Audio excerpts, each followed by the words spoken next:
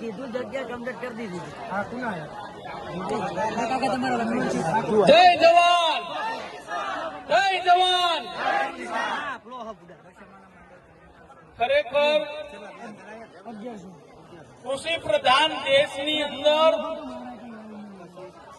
ખેડૂતોની બહેનો દીકરીઓ અને બાળકોને રોડે રઝળતા કર્યા હોય એવી ખેડૂત વિરોધી સરકાર ને બે કાન સાંભળીને આજે સાંભળવું જોઈએ કે છેલ્લા 10 દિવસથી આ ખેડૂતો પોતાના હક અધિકાર માટે એક વીઘો જમીન છે એની અંદર મસ્ત મોટી ડ્રેનેજ પાઇપલાઇન આવે, પાણીની કેનાલ આવે, મોટા થાંભલા આવે, તો આજે ખેડૂત અને ખેડૂતનો દીકરો ક્યાં જશે?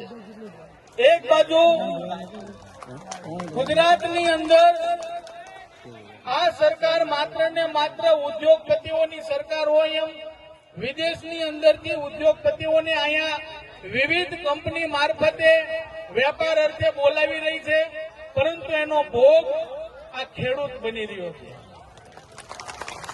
આજ ખેડૂત જયારે અન્ન જ નહીં પકવે ત્યારે કદાચ આ મોટા નેતાઓ છે એને ખબર નથી કે આ દેશની શું પરિસ્થિતિ થશે.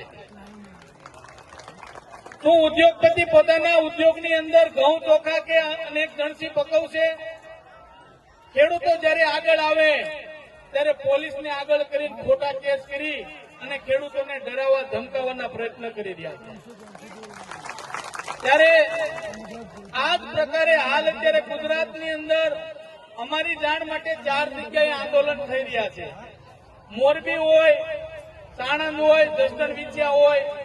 ખેડૂતોની એક જ માંગ છે કે અમારી મંજૂરી વિના, અમારી પરવાનગી વિના ધારા ધોરણ પ્રમાણે તમે આ મોટી પાઇપલાઇન, ડ્રેનેજ લાઇન, પવનચક્કી, સોલાર પ્લાન્ટની લાઇનો અને વીજ પવનચક્કી ન નાખી શકો.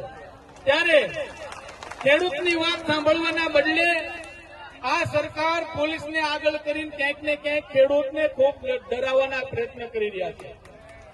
ત્યારે છેલ્લા ઘણા દિવસથી જસદણ વિછિયાના જંગવડ ગામના જે મહંત આવ્યા છે ત્યારે એને જે દાન પણ આપ્યું અને બાપુ જેતર ગામે પણ ગયા કે મારા ખેડૂતની આ હાલત હોય.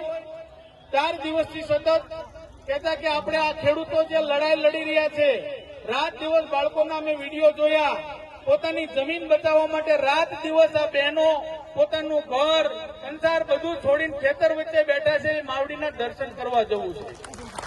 અને બાપુએ ત્યાં સુધી કીધું કે સંપૂર્ણપણે ખેડૂત સેવા સંગઠન ગુજરાતનો ટેકો જાહેર કરી અને આ લોકોને જે પણ આપણી તનમન ધનથી જરૂરિયાત હોય એ આપણે મદદ કરવાની છે.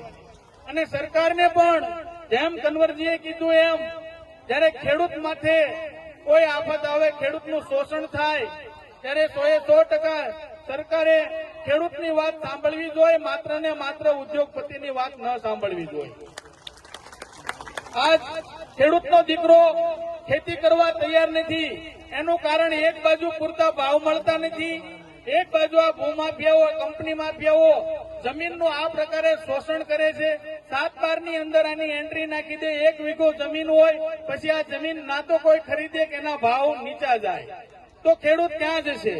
તો ખરેખર તો ધન્યવાદ છે. છેલ્લા 10 દિવસથી આ યોદ્ધાઓ જે પોતાની જમીન બચાવવા, ખેડૂત બચાવવા, ખેતી બચાવવા, આ દેશને બચાવવા માટે જે મહેનત કરી રહ્યા છે એને અમે નમન કરીએ છીએ.